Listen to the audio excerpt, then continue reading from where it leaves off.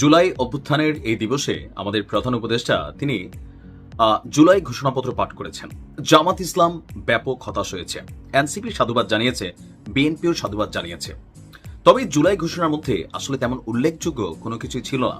এখানে সবচেয়ে পেচকি মার্কা যে অংশটা আছে, যে জুলাই ঘোষণাপত্রের অধিকাংশ জিনিসই আগামী নির্বাচিত সংসদ তারা কিন্তু এটাকে এস্টাবলিশ করতে হবে। তার মানে এখানে অনেকটা কিন্তু রয়ে গেছে। কিন্তু এই সব কিছুর পর জাতির উদ্দেশ্যে দেওয়া ডক্টর ইউনূসের একটা ভাষণকে কেন্দ্র করে জনমনে আবারও কৌতূহল দেখা দিয়েছে যে আসলে কি বোঝানো হয়েছে। যখনই আমরা বঙ্গোপসাগরের নাম নেই, আমাদের একমাত্র প্রবাল দ্বীপ সেন্ট মার্টিনের কথা কিন্তু বারবার উঠে আসে। আর বিশেষ করে আওয়ামী লীগ সরকার পতনের আগে এই সেন্ট মার্টিন নিয়ে নানান বক্তব্য আসছে। বঙ্গোপসাগরকে কেন্দ্র করে চীন, মার্কিন যুক্তরাষ্ট্র থেকে শুরু করে অনেকগুলো রাষ্ট্রই তাদের নানান ধরনের প্ল্যান পরিকল্পনা সাজাচ্ছে, এটা আমরা কিন্তু আসলে বুঝতে পারি। এখন আজকে আমাদের ডক্টর মোহাম্মদ ইউনূস তিনি যে বক্তব্য দিয়েছেন, এই বক্তব্যটার আসল সারমর্ম কি? আমাদের হেডিংটা যদি দেখি, যেখান থেকে পত্রিকাগুলো ক্যাপশন করছে, বঙ্গোপসাগরের মাধ্যমে পুরো পৃথিবীকে আমাদের প্রতিবেশী বানাবো। এটা আসলে একটা রূপক অর্থে বলা ডায়লগ। ফুল বক্তব্যটা আমরা দেখি। ইউনূস বলছেন যে আমরা প্রায়ই ভুলে যাই যে বঙ্গোপসাগরের একটি অংশ আমাদের দেশ, এর পরিমাণ আমাদের মোট জমির পরিমাণের চাইতেও অনেক বেশি। আমরা হাওর বাওরে বসবাস করি না, তাই বলে তো আর হিসেবের বাহিরে রাখি না। এখন থেকে আমাদের অংশের বঙ্গোপসাগরকে আমরা আমাদের দেশের মূল্যবান অংশ, একথা সবসময় মাথায় রেখে অগ্রসর হব।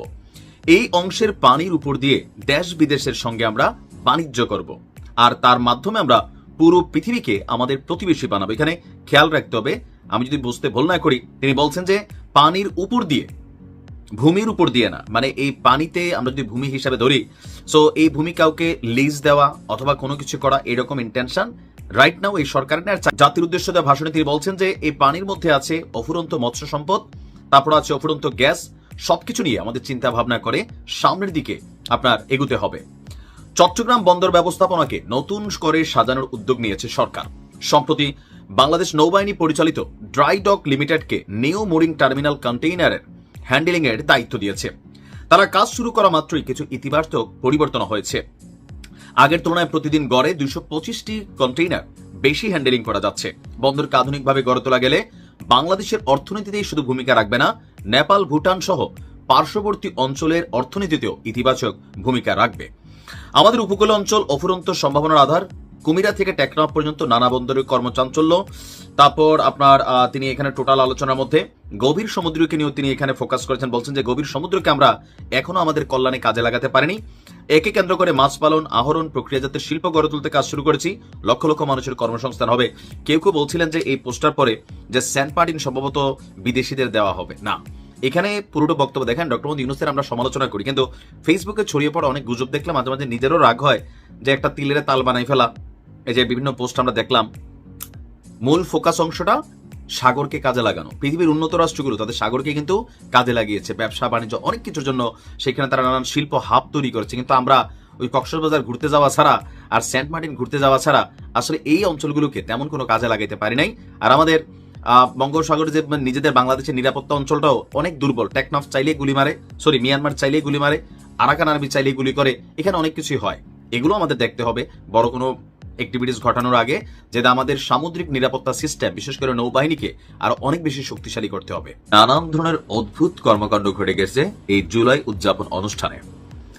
আর যারা আমার নাইম কোরিয়া চ্যানেলটা এখনো চিনেন না, বা যারা ভাবেন যে ভাই 2 দিন পরে পরে একটা নিউজ দিচ্ছেন, আপনাদেরকে বলছি এই ভিডিওটার নিচে যেখানে আপনারা কমেন্ট করেন ইউটিউবে, সেই কমেন্টে একটা টাচ করবেন। টাচ করলে একটা পিন কমেন্টে দেখবেন নতুন চ্যানেল লিংক দেওয়া আছে।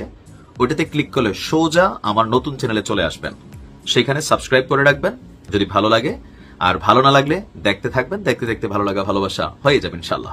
যাই হোক, নতুন চ্যানেলটা অনেকে খুঁজে পাচ্ছিলেন না। কথা বলছি আজকে কিছুক্ষণ আগে প্রধান উপদেষ্টা ডক্টর মোহাম্মদ ইউনূস তিনি জুলাই ঘোষণাপত্র পাঠ করেছেন।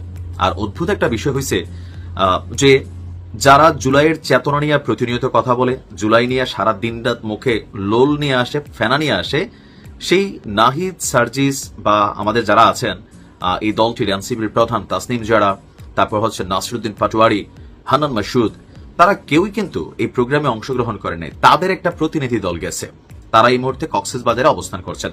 অনেকগুলো ডিটেলস নিউজ আমি ওই চ্যানেলে দিচ্ছি। এগুলো হচ্ছে সারমর্মগুলো আপনাদেরকে বলছি যে আজকে কি কি বিষয় নিয়ে কথা বলেছিলাম। আরেকটা বিষয় হচ্ছে আজকে শেখ হাসিনাকে প্রতীকী ধাওয়া দেওয়ার একটা গেম শোর আয়োজন করা হয়েছে এই জুলাই উদযাপন অনুষ্ঠানে। তো শেখ হাসিনারে ধাওয়া দেওয়ার সেই গেম শোতে ট্রেডমিল আছে না, ওই যে বাসার মধ্যে আমরা যে দৌড়াদৌড়ি করি প্র্যাকটিস মেশিন, সেই মেশিনের সামনে একটা বড় এলইডি স্ক্রিন রাখা হয়েছে। সেখানে যদি আপনি দৌড়ান শেখ হাসিনা দৌড় দিবে। এর বাহিরে আরেকটা মজার কাণ্ড ঘটছে যে শেখ হাসিনা যখন বাংলাদেশ ত্যাগ করে গেছিল, হেলিকপ্টারে পালানোর সেই ঐতিহাসিক ভাইরাল দৃশ্যকে প্রতীকী অর্থে আবারও ফিরানোর জন্য অনেকগুলো বেলুন হেলিকপ্টার তৈরি করা হয়েছিল, যেগুলো আকাশে উড়াবে। তো সবগুলাকে উড়ানোর জন্য যখন একত্রিত করা হয়েছে, তখন কাকতালীয় ভাবে সেখানে একটা দুর্ঘটনা ঘটে গেছে। যারা শেখ হাসিনার বেলুন উড়িয়ে উল্লাস করতে চেয়েছেন, তারাই অনেকে এই মুহূর্তে বার্ন ইউনিটে চিকিৎসা নিচ্ছেন, কারণ এই বেলুনগুলোতে হিলিয়াম গ্যাস অথবা নাইট্রোজেন দুইটার যে কোনো একটা গ্যাস সম্ভবত দিয়ে এগুলোকে উড়ানো হয়। তো সেখানে হঠাৎ করে স্পিকারের তার থেকে কারেন্ট মানে স্পার্কিং করে আগুন ধরে গেছে। তো যাদের হাতে বেলুন টেলুন ছিল, উচ্ছ্বসিত জনতা, মানুষের ক্রাউড ছিল, অনেকেই আগুনে দগ্ধ হয়েছেন, কাপড় চোপড় হয়ে গেছে, আবার অনেকে পুরা অর্ধনগ্ন হয়ে গেছেন। এক অদ্ভুত দৃশ্য ছিল। এছাড়া গতকালকে রাতে আপনার এই অনুষ্ঠানকে কেন্দ্র করে আমরা দেখেছি ফার্ম গেটে ককটেল বিস্ফোরণের ঘটনা। ছাত্রদলের নেতাকর্মীরা বলছে তারা দেখছে যে আওয়ামী লীগ, যুবলীগ অথবা ছাত্রলীগের কেউ এসা এই ককটেল মারা গেছে। তো জুলাই ঘোষণাপত্রে কি ছিল, ডক্টর ইউনূস কি বলছেন, আরো অনেক খুঁটিনাটি বিষয় নিয়ে প্রতিদিনই কথা বলছি। ভালো থাকুন, আসসালামু আলাইকুম।